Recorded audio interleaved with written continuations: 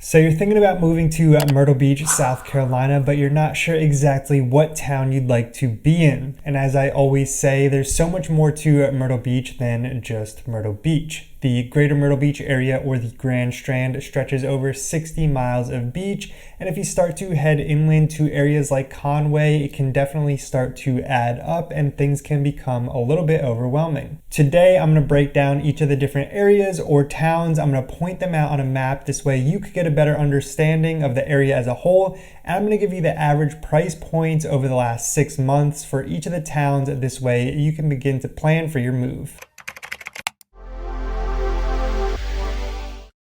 Hey, welcome back, and if you're new here, my name is Nick, and on this channel I talk about things to do here, I give tips and advice about the area, and of course I talk about the real estate. So if you're thinking about relocating to the area, then be sure to hit the subscribe button down below and tap the little notification bell while you're at it. This way you can be the first to know about what's going on here in Myrtle Beach. I get calls every single day from people just like you who are moving to the area. So if you ever have any questions or if I can help you find home here at the beach, then I would love to chat with you. You can use the first link down in the description to schedule a call with me. The areas that I'm going to talk about in today's videos are Pawleys Island, Murrells Inlet, Garden City Beach, Surfside Beach, Socastee, Conway, Myrtle Beach, Carolina Forest, North Myrtle Beach, Little River, and Longs. I'm not going to go into too much detail about each specific town and what it's like to live there in this video because I don't want this video to get too long.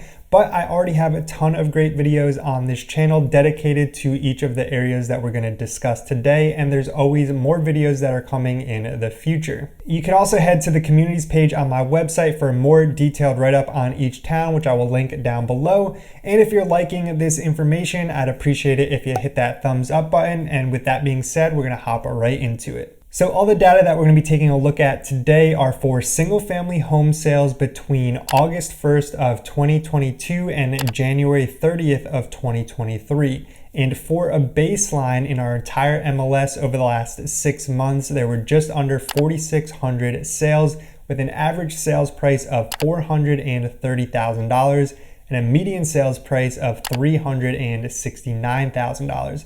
Now this does include areas outside of the ones that we're going to focus on today, but it's a good start. So our first stop today is going to be Pawleys Island, which is going to be the southernmost town on today's list. It's also going to be the only town that sits fully in Georgetown County that we talk about today. So actual Pawleys Island is just this little red area that's outlined here on this Google map. But for the purposes of this video and real estate terms, everything that sits within the town has a Pawleys Island address is going to be everything in this general area here circled in red. And if I zoom out on the map here, it'll give you a better idea of where Pawleys Island sits relative to everything else along the Grand Strand.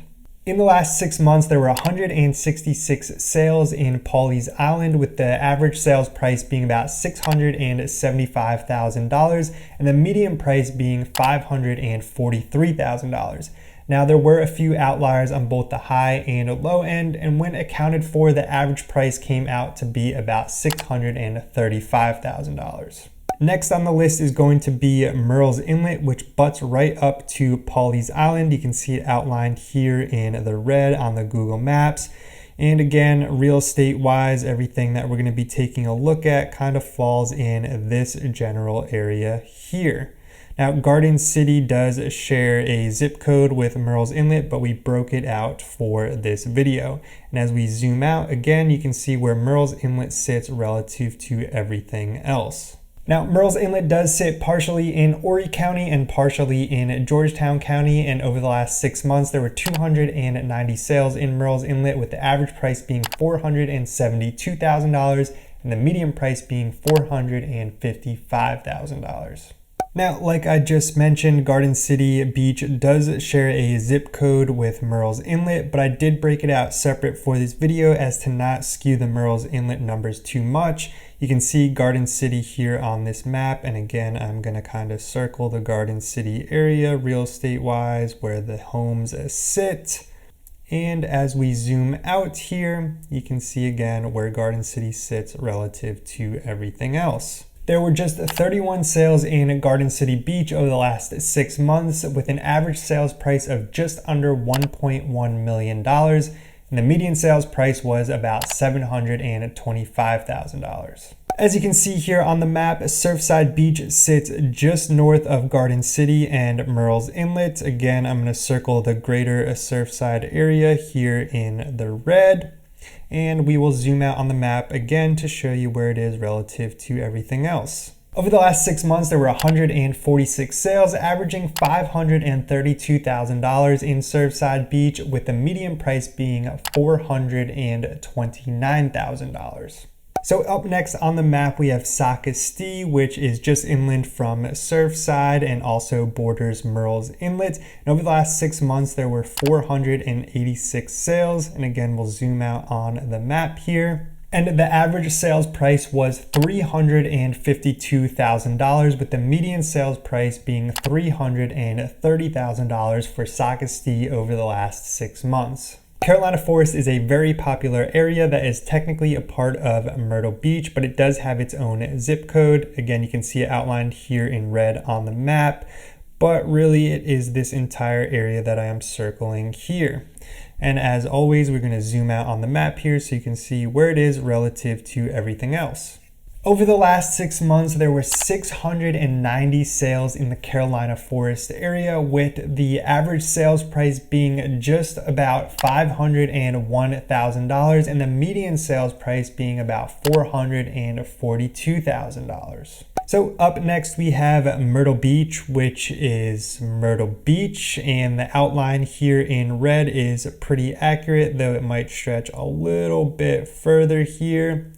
And once again, we are going to zoom out for you here. And over the last 6 months, there were about 354 sales in Myrtle Beach, with an average price of $558,000 and a median price of $492,000. Now, this does include all of the sales in the Grand Dunes communities, which do have some very high home prices, which does skew the data a little bit. So when we take that into account and remove those home sales, the average price becomes about $475,000. With the median price being about $450,000 for the Myrtle Beach area in the last 6 months.